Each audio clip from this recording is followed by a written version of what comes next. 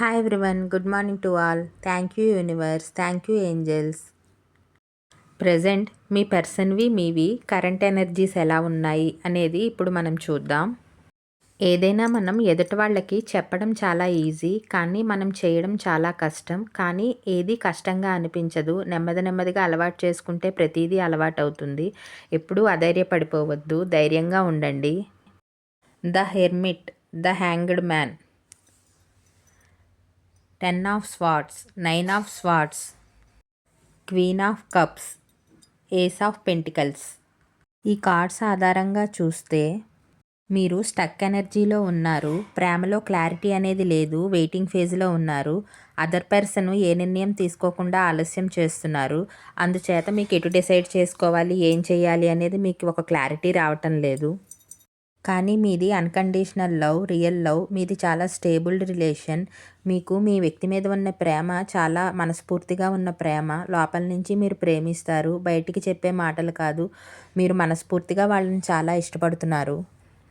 మీరు చాలా ప్రేమను చూపే వ్యక్తి. మీ ఎదుటి వ్యక్తితో మీరు లాంగ్ లైఫ్ను కోరుకుంటున్నారు. వాళ్ళు కూడా మిమ్మల్ని ప్రేమించాలి, మీతో ఉండాలి, మీతో మాట్లాడాలి, మీ దగ్గరగా ఉండాలి అని మీరు కోరుకుంటున్నారు. మీరు చాలా ప్యూర్గా ఉంటారు. ఎదుటివారి బాధను కూడా మీ బాధగా ఫీల్ అవుతారు. వాళ్ళు ఎలా బాధపడుతున్నారో అని మీరు కూడా అలాగే బాధపడతారు.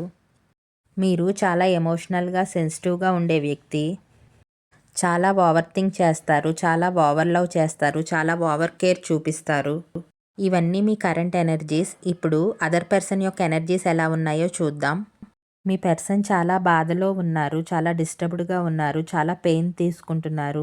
ఎందుకు ఇలా అయ్యింది అని ఫీల్ అవుతున్నారు. చాలా సైలెంట్గా ఉంటున్నారు, ఒంటరిగా ఉంటున్నారు, తనలో తను ఆలోచించుకుంటున్నారు. ఎవరితోని కనెక్ట్ అవ్వాలని వాళ్ళకి అనిపించటం లేదు. అందరికీ దూరంగా ఉండాలని వాళ్ళకి అనిపిస్తోంది. వాళ్ళు చాలా ఓవర్ థింక్ చేస్తున్నారు, చాలా భయపడుతున్నారు, నిద్రలేని రాత్రులన్నీ గడుపుతున్నారు, చాలా టెన్షన్లో ఉన్నారు. వాళ్ళు చాలా సాడ్గా ఉన్నారు, దేనికి రెడీగా లేరు, రెస్టింగ్ ఫేజ్లో ఉన్నారు, చాలా హర్ట్ అయి ఉన్నారు. వాళ్ళు చాలా మెంటల్గా కూడా డిస్టర్బ్ అయి ఉన్నారు.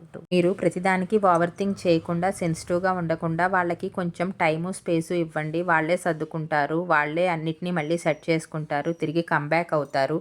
వాళ్ళకి కొంచెం స్పేస్ ఇస్తే వాళ్ళంతట వాళ్ళు కోలుకుని వాళ్ళే మళ్ళీ మీ ముందుకు వస్తారు. అంతవరకు మీరు వెయిట్ చేయండి. Thank you all, thank you for supporting me. Like, comment and subscribe.